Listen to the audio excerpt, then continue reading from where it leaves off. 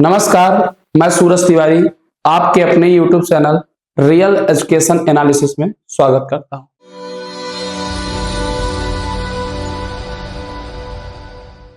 Class 10th के science की important question में मैं आज आपको उष्माक्षेपी और उष्माशोषी एक्जोथर्मिक और एंडोथर्मिक के रिएक्शन को समझाने वाला हूं।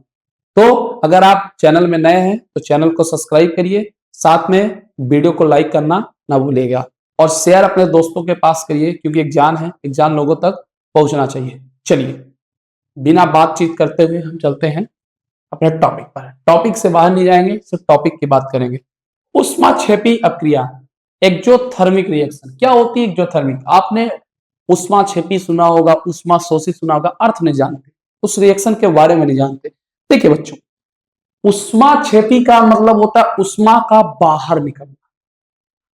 उष्मा बाहर निकलना जब भी मैं आपको एक तरीका बता देता हूं। कोई भी पदार्थ को आप जलाइए, ठंडी का माहौल था, भी ठंडी में आग जलती थी, उष्मा मिलता था। उष्मा क्या है? उष्मा एक हीट है जिसे आप अनुभव करो, ऊर्जा का रूप है। उष्मा क्या होता है बच्चों? जो कोई भी पदार्थ जलता है, मैं ये नहीं बोला पदार्थ के जलने पर ही उष्मा प्राप्त होता, लेकिन अधिकतर पदार्थ के जलने से उष्मा बाहर निकलती है।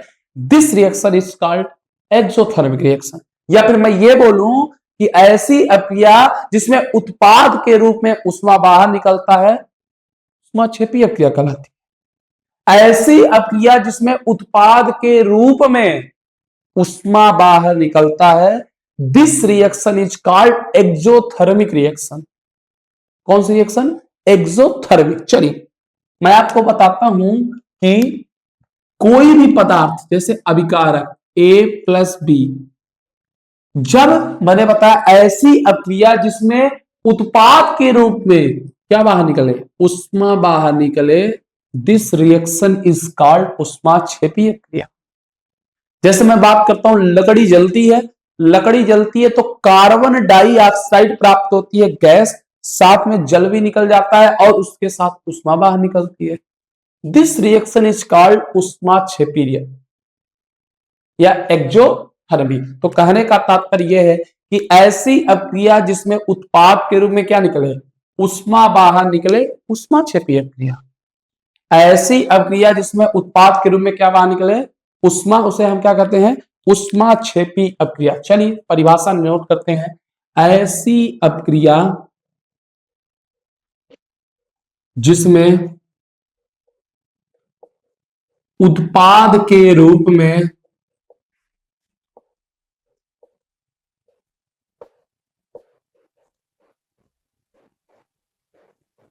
उष्मा बाहर निकलती है,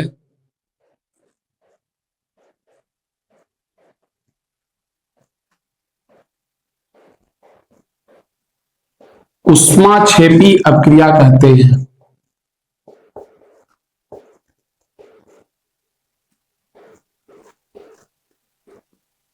उष्माक्षेपी अक्रिया कहते हैं ऐसी अक्रिया जिसमें उत्पाद के रूप में उष्मा बाहर निकलती है, उष्माक्षेपी अक्रिया कहते हैं। समझ आई बात? अभी मैंने दिखाया A+B बाहर निकल रहा है, C+C उष्मा बाहर निकल रही है, समझ लीजिए क्या है आपका? उष्माक्षेपी एक्सोथर्मिक रिएक्शन। एग्जाम्पल देखते हैं हम। एग्जाम्पल में बच्चों मेथेन का जलना, पहला नंबर एग्जाम्पल है बच्चों, मेथेन गैस का जलना या मेथेन का जलना। अब कल ही मैंने बताया था आप लोग को कि जलने का तात्पर्य क्या होता है।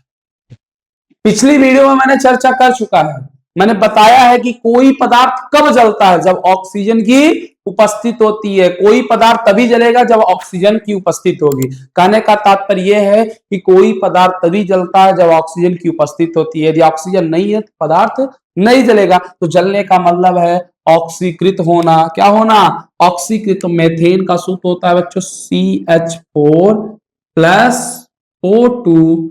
अब मेथेन जल रहा है, ऑक्सीकृत हो रहा है, तो क्या देता है बच्चों? कार्बन डाइऑक्साइड, जल और उष्मा, हीट।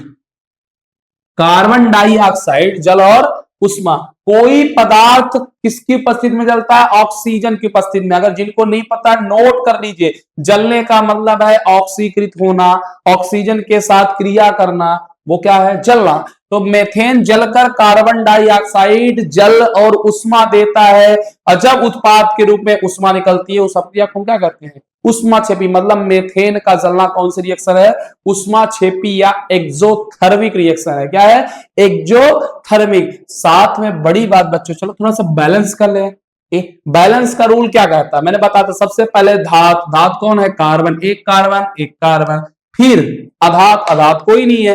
फिर इसके बाद ऑक्सीजन, दो ऑक्सीजन, तीन ऑक्सीजन, दो ऑक्सीजन, तीन ऑक्सीजन। तो हम यहाँ क्या करेंगे? दो कर देंगे तो दो दो चार। यहां भी हम क्या कर देंगे? दो, तो दो दो चार हो गया, कोई दिक्कत? चार हाइड्रोजन, चार हाइड्रोजन बनेगा। तो अब हो गई आपकी रिएक्शन भी बैलेंस। तो कहने का तात्पर्य है कि मेथेन का जलना कौन सी रिएक्शन है बच्चों?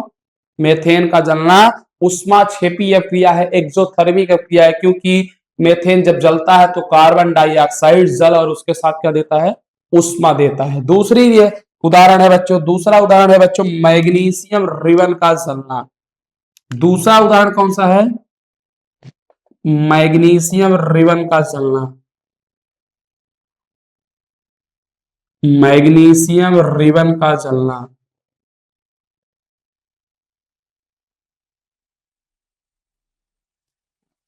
चलिए, जो मैग्नीशियम रिबन है, मैग्नीशियम Mg। अब जलने का मतलब मैंने बता दिया आपको O2।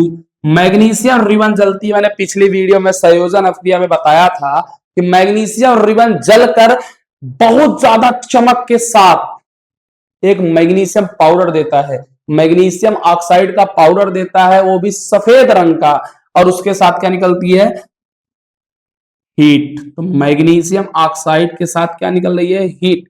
अब जब उत्पाद के रूप में उष्मा बाहर निकलती है, कौन सी अभिक्रिया बच्चों?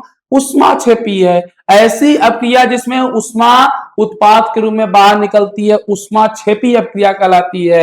यहाँ पास उष्मा उत्पाद के रूप में निकल रही है, उष्माक्षेपी अभिक्रिया है। चलिए आगे देखते हैं, अगला एग्जाम्पल देते हैं। चूने का पत्थर। क्या? चूने का पत्थर। चूने का पत्थर जल के साथ क्रिया करता है। चूने का पत्थर जल के साथ क्रिया। चूने का पत्थर का सूत्र होता है बच्चों कैल्शियम ऑक्साइड, CaO। चूने के पत्थर का सूत्र क्या होता है? Calcium oxide, CaO। मैंने बताया था। और ये जल के साथ क्रिया करता है, H2O। जब चूने का पत्थर जल के साथ क्रिया करता है तो देता है CaOH का whole twice plus heat. This reaction is called exothermic reaction. क्यों? क्योंकि उत्पाद के रूप में क्या निकल रही है? उष्मा। बच्चों दूसरे एग्जाम्पल में मैंने थोड़ा सा बैलेंस नहीं किया था। एक Mg है, एक Mg है, दो O है, एक O है, तो यहाँ दो MgO हो जाएगा, यहाँ भी 2 Mg हो जाएगा, तो बैलेंस हो गया। बैलेंस करना ध्यान रखिएगा।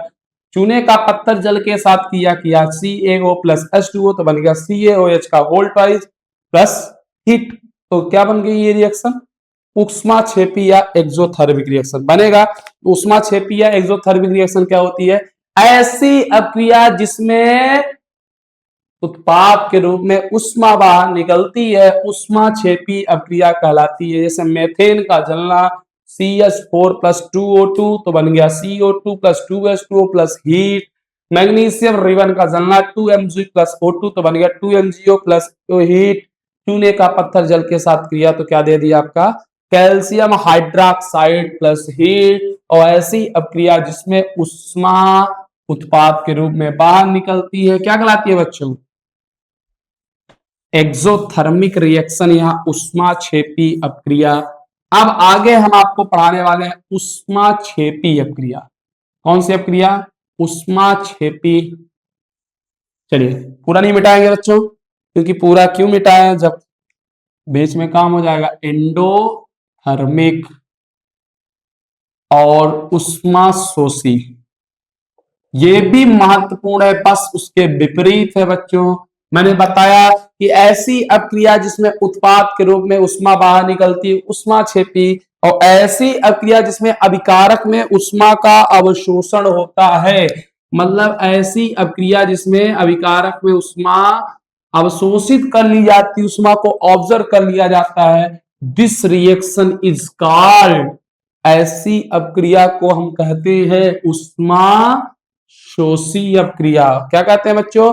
उष्मा शोषी, ऐसी अपक्रिया जिसमें कोई अभिकारक उष्मा का क्या कर लेता है? अवशोषण कर लेता है, तो नया उत्पाद देता है। इस रिएक्शन को हम उष्मा शोषी अपक्रिया कहते हैं। बनेगा। चलिए परिभाषा नोट करिए कि ऐसी अपक्रिया जिसमें अभिकारक उष्मा का अवशोषण करता है, जिसमें अभिकारक उष्मा का अवशोषण करता है,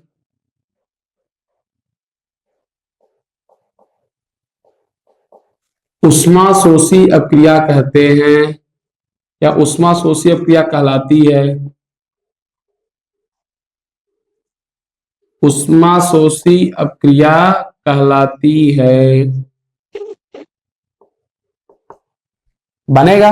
ऐसी अपक्रिया जिसमें अभिकारक उष्मा को ऑब्जर्व कर लेता है, अवशोषण कर लेता है, इस प्रकार की अपक्रिया को हम क्या कहते हैं? उष्मा शोषी अपक्रिया कहते हैं, या एंडोथर्मिक।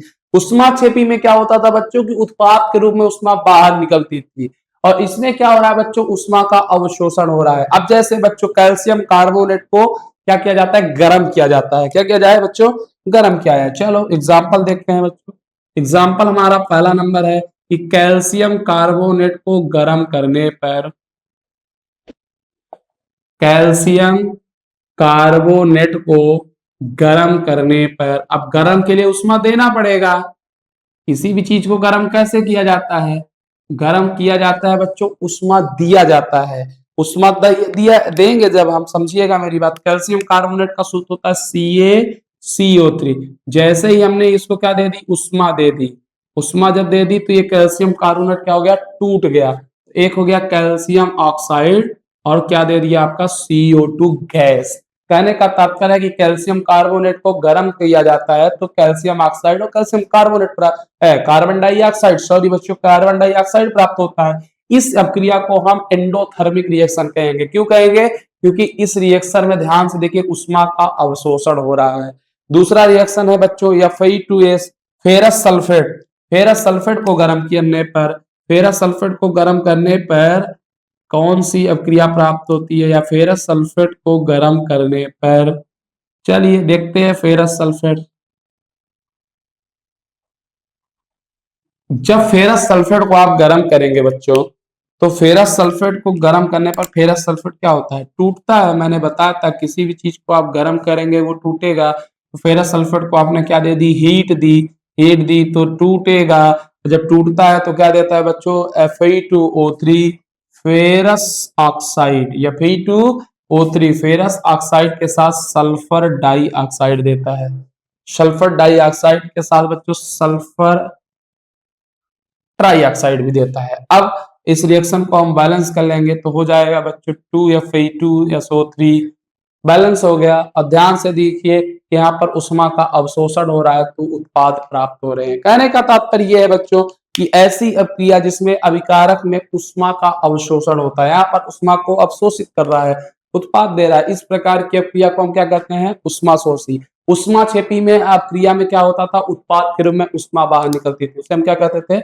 उष्मा छेपी। उष्मा छेपी को इंग्लिश में बोलते थे एक्जोथर्मिक, उष्मा शोषी को इंग्लिश में बोलते हैं एंडोथर्मिक। ऐसी अपक्रिया जिसमें उत्पाद के रूप में उष्मा बाहर निकले उसे हम कहते हैं उष्मा छेपी, एक्जोथर्मिक। ऐसी अपक्रिया जिसमें अभिकारक में उष्मा का अवशोषण होता है, ऐसी अपक्रिया को हम उष्मा शोषी या एंडोथर्मिक रिएक्शन कहते हैं। अगर आपको उष्मा छेपी और उष्मा शोषी समझ में आया हो तो वीडियो को लाइक करिए, साथ में चैनल को सब्सक्राइब करिए और अपने दोस्तों के पास शेयर भी करिए, क्योंकि एग्जाम है, एग्जाम लोगों तक पहुंचना चाहिए। और मिलते हैं हम आपको अगले वीडियो में, ऐसे ही इंपॉर्टेंट क्वेश्चन आपको हम प्रोवाइड करते रहेंगे। धन्यवाद।